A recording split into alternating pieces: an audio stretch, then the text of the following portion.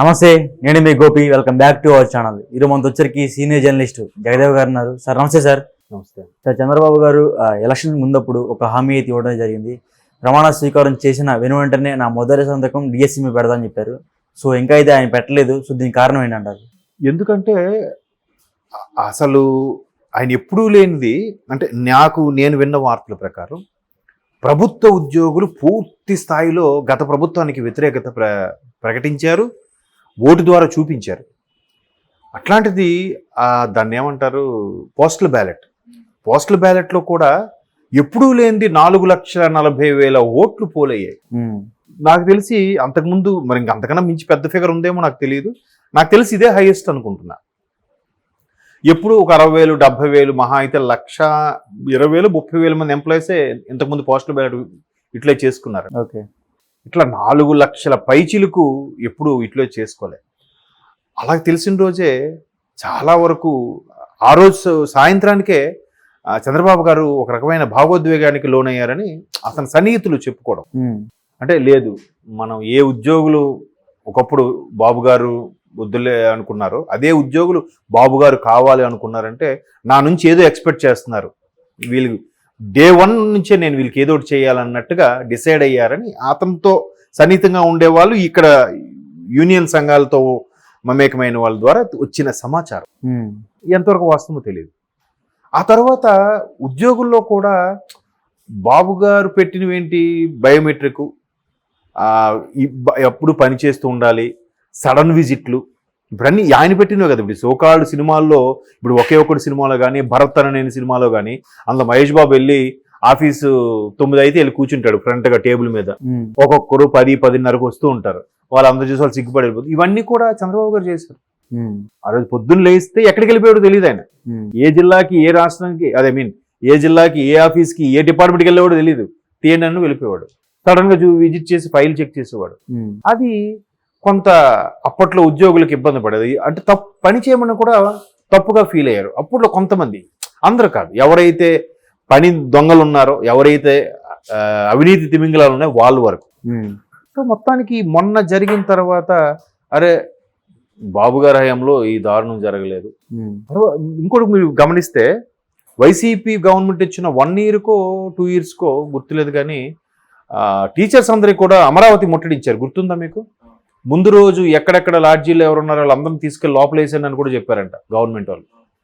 దానికి కూడా భయపడకుండా టీచర్స్ బస్టాండ్లోను, రైల్వే స్టేషన్లోను తలదాచుకుని మొత్తానికి ఒక్కసారిగా 1000 మంది వెళ్ళి దాడి చేశారు. అక్కడ ఫస్ట్ ఇంపాక్ట్ పడింది.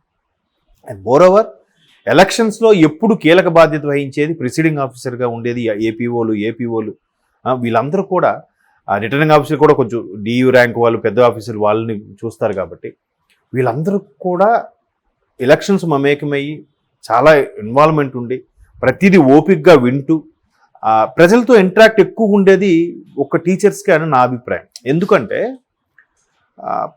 పిల్లలు తీసుకొచ్చేటప్పుడు ఆ పిల్లలు బాగోగుల గురించి పేరెంట్స్తో మాట్లాడటం, అక్కడ స్థానికంగా ఉండే వాళ్ళతో మాట్లాడటం.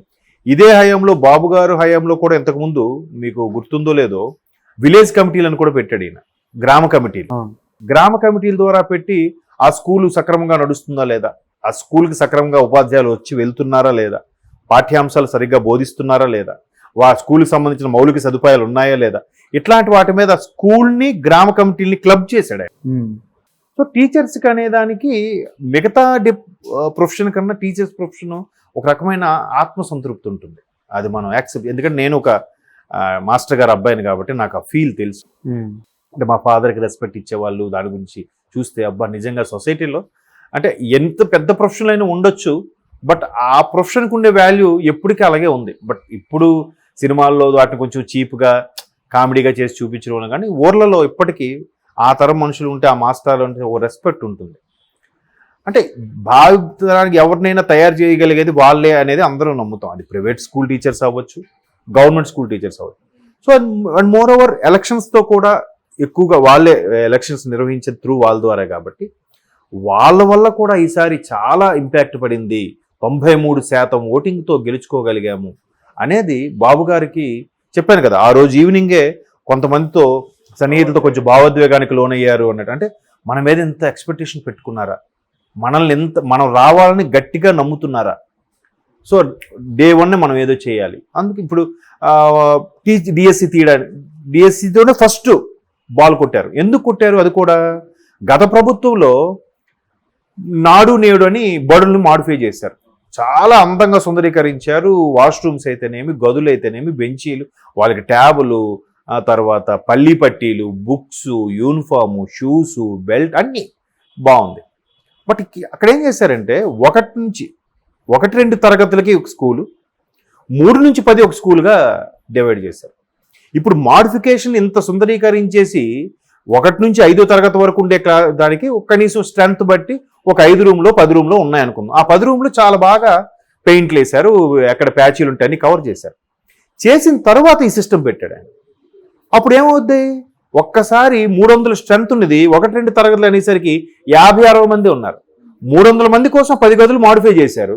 ఈ 60 మంది కోసం 10 గదులు ఎందుకు? 2 గదులే వాడుకున్నారు. మిగతా 8 గదులు వేస్టేగా. మరి ఎందుకు మాడిఫై చేసినట్టు? ఎవరి లబ్ధి కోసం? కాంట్రాక్టర్గా. బ్రాకెట్ల విషయం అదే కదా. అదేదో ముందే ఇది చేసి ఆ తర్వాత మాడిఫై చేసుంటే 2 గదుల వరకు ఏదో అని చేయలేదు. తర్వాత ఇంకోటి కూడా చేశారు. మా టీచర్ని చాలా ఇబ్బంది పెట్టారండి. ఎంత ఇబ్బంది పెట్టారంటే వాళ్ళందరికీ ఒక అబ్జర్వర్గా ఒక ప్రవీణ్ ప్రకాష్ అనే ఒక ఆయన్ని పెట్టి ఆయన ద్వారా అంత ప్రక్షాళన చెయ్యాలి, వీళ్ళందరినీ సెటరేట్ చేసేయాలనే ఉద్దేశంతో ముఖ్యమంత్రి మాజీ ముఖ్యమంత్రి జగన్మోహన్ రెడ్డి గారు ఆయన్ని ఆదేశాలు జారీ చేశారని, ఆయన ముఖ్యమంత్రి ఎంత చూడమంటే ఆయన ఎంత చేశాడని కూడా చాలా మంది ఉపాధ్యాయులు చెప్పగా నేను విన్నాను. ఇంగ్లీష్ మీడియం ఇంట్రొడ్యూస్ చేశాడండి. ఇంగ్లీష్ మీడియం కూడా ఇంట్రొడ్యూస్ చేసి ఐడియా ఉందా? ఇంగ్లీష్ మీడియం ఇంట్రొడ్యూస్ చేసి వద్దనట్లేదు. దానికి వైసీపీలు ఎలా మాట్లాడారు అంటే మీ పిల్లలు చదువుకోవచ్చు కానీ మిగతా పేదల పిల్లలు ఇంగ్లీష్ మీడియం చదువుకుంటే తప్ప అని. వాడు అంతవరకు 2వ తరగతి వరకు తెలుగు మీడియం అంత ఉన్నాడు. ఒక్కసారి సడన్గా 3వ తరగతి ఇంగ్లీష్ మీడియం అంటే వాడికి ఏం అర్థం అవుతుందండి? ఎక్కడ తెలుగే పూర్తిగా రాదు, మళ్ళీ ఒక్కసారి ఇంగ్లీష్ అంటే ఎవరికైనా వాళ్ళ ప్రాంతీయ భాష మీద పట్టు ఎవరికైతే ఉంటుందో వాడే మిగతా భాషలన్నీ సులువుగా అవలేలగా నేర్చుకోగలుగుతాడు. ఆ భాషలో ఉన్న భావాన్ని కూడా అర్థం చేసుకోగలుగుతాడు. ఇది ఒక్కసారి ఇంగ్లీష్ మీడియం మార్చేయడం, స్కూల్ గదులను 2 తరగతులుగా పరిమితి చేసి దీన్ని నాడు నేడును మాడిఫై చేయడం. ఇక్కడ ఇప్పుడు 1-5 తరగతులు ఉన్నప్పుడు ఒక 10 మంది మాస్టర్లు ఉన్నారు అనుకోండి. 2 తరగతులకు కుదిస్తే ఎంతమంది అవసరం? 2 అవసరం. మిగతా 8 మంది పరిస్థితి ఏంటి? ఈ 8 మందిని ఎలా తిప్పారంటే ఇందులో 2 డెప్యుటేషన్ మీద అక్కడికి వెళ్ళండి ఒక వారం, నెక్స్ట్ వీక్ ఇంకో స్కూల్కి వెళ్ళండి, అక్కడ వాళ్ళు ఏమైనా క్లాసులు చెప్పండి, లేదా అక్కడ కూర్చోండి వెయిట్ చేయండి. ఇట్లా చేశారు. అర్థమవుతుందా? అలాగా చాలా మంది ఖాళీగా ఉంచి అక్కడెక్కడ షఫిల్ చేసి చాలా ఇబ్బందులు పెట్టేశారు. వాళ్ళకి సెంటర్ క్లాసులని, వాళ్ళకి బయోమెట్రిక్ ఆప్షన్కి ముందు మొబైల్ ఇస్తామన్నారు. తర్వాత బైజూస్ ఏదో స్కామ్ అయిందని చెప్పి మరి ఆ ట్యాబ్లు మొబైల్ ఏమి ఇవ్వలే. మళ్ళీ మీ ఫోన్లోనే వేసుకోండి, మీరే అప్లోడ్ చేయండి, మీరే ఇన్ఫార్మ్ చేయండి. పిల్లలు సాక్షు మీకు ఇచ్చిన వేసుకుని వస్తున్నారో లేదో, వేసుకోకపోతే వాడు మీదే తప్పు. అర్థమైందా? వాడు ఫుడ్ పెట్టినప్పుడు మీరు అక్కడ ఖచ్చితంగా తినాలి. ఆ సాంబారు అన్నం అన్ని టేస్ట్ చూడాలి. అది బాగాలేకపోతే మీదే తప్పు, వంటవాడు తప్పు కాదు, మీది తప్పు. అట్లాగా మాస్టర్ని చాలా ఇబ్బంది పెట్టేశారు టీచర్ని. సో అంటే ప్రభుత్వ వ్యతిరేకత ఎంత ప్రాధాన్యత ఉందో, ప్రభుత్వ వ్యతిరేకతలో నాకు తెలిసి 60% టీచర్స్దే ఉంటుందని నా అభిప్రాయం. ఆ 60% ఏదైతే ఉందో అది ఇప్పుడు కూటమికి ఫేవర్గా ఉండడం, కూటమి అది దాన్ని కాపాడుకునే ప్రయత్నంలో భాగంగానే ఫస్ట్ సైన్ డిఎస్సి మీద చేస్తారని ఆశ్చర్యపోకలేదు. అండ్ మోర్ ఓవర్ ఆ ప్రభుత్వ ఉద్యోగులకు చేసిన దాన్ని ఏమంటారు పిఆర్సీ ఏదైతే ఉందో అది కూడా కొత్త సెట్టింగే.